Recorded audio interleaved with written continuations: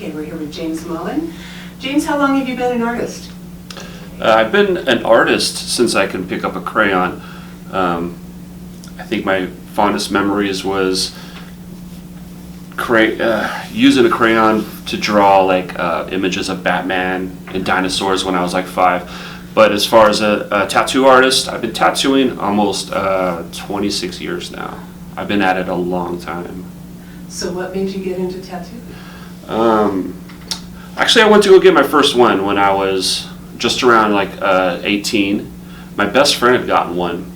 And this was just around the time tattoo magazines came out, and tattoos were like, before that, tattoos were looked upon like something like criminals and like, you know, military would get. But this was a new age, started with the magazines, and it was more like art. And we were really kind of blown away by it. And my best friend went and got one, and I was like sold on it. I wanted to go get one too. So me being an artist, I drew up my own design. Of course, I'm already heavy into comic books at this time. I was really into comic books when like 16, 17, 18 years old. So I drew up my own design of Wolverine from the X-Men. So I brought my drawing down to the tattoo artist, and he was like a big burly biker dude, and he was kind of impressed with my art, I think. So he's like, "Hey, did you draw this?" I said, "Yeah." He's like, "Well, this is cool." He's like, "Do you have more of this stuff?" I said, "Yeah." He's like, "Well, let me do your tattoo, and then how about tomorrow you come by the shop again and bring me some more drawings?" I said, "Okay, well, that sounds cool." So I got the tattoo done, and of course I had stacks of drawings because I was focusing on being a comic book artist after high school, you know. That's what I wanted to do. But I brought in my drawings that next day, and he was like, "You know, my apprentice just left, and I need someone here. It's just me at the shop. How about you learn to tattoo, because from these drawings I could tell that you got something." I'm like, "Heck yeah, man, let's do it." So I just fell headfirst into this and never looked back. Who are your influences? Modern day influences, or past influences. Let's go back to the tattoo magazine stuff. Jack Rudy, Philip Liu, Brian Everett.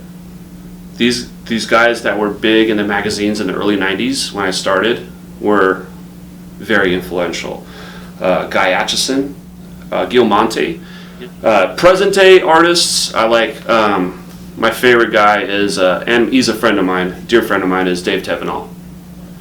Great illustrator, great tattoo artist. What themes do you pursue? Themes? Mm-hmm. I'm a little bit all over the place. I love pop culture stuff, but my style is more illustrative, and it's not realism, it's not traditional. To dumb it down, I would call it neo-traditional, but I'm all over the place, so it's really hard to pinpoint my style. So I like tattooing, and I like doing bright, beautiful, like bold, colorful tattoos that look good forever. Being in an industry this long, I've seen stuff healed, so I know what's going to look good 20 years from now. So that's what I want to accomplish for my customer. What excites you most about the creative? I like when my client gives me 100% freedom.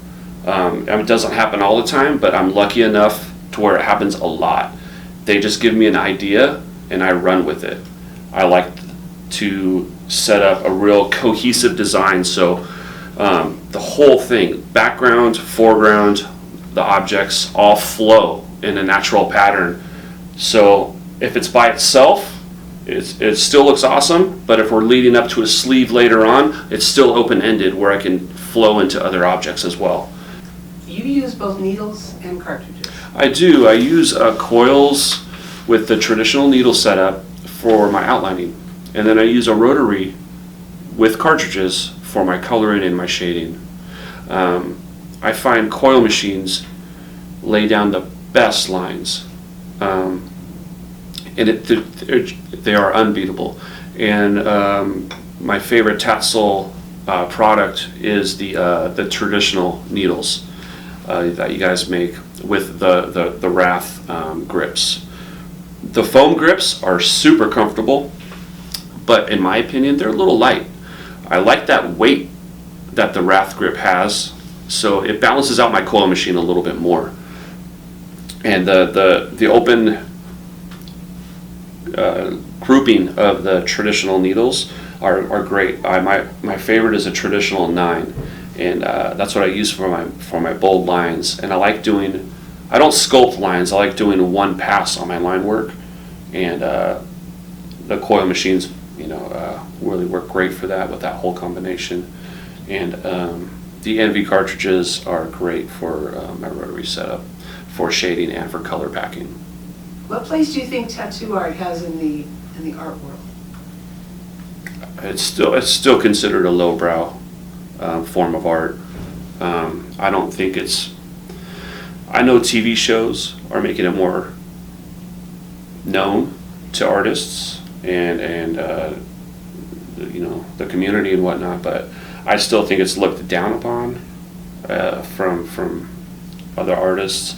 I know we're making our way up there, but I don't know. I don't see it becoming anything mainstream ever. And I've been in the industry for so long that it's always had that. And even with these television shows becoming more known and more seen to other people, I think it's still going to have that stereotype of having to do with criminals, prison, maybe military. I know it's not a bad thing, but I'm just saying I kind of think it would always have that stigma. But I'm not complaining. I kind of like it like that. Like being a bad guy. Yeah. Where can everybody find your art online? My Instagram page is James Mullin Tattoos, plural. Same with my Facebook, is the same thing, and all my contact information is on my social media page as well.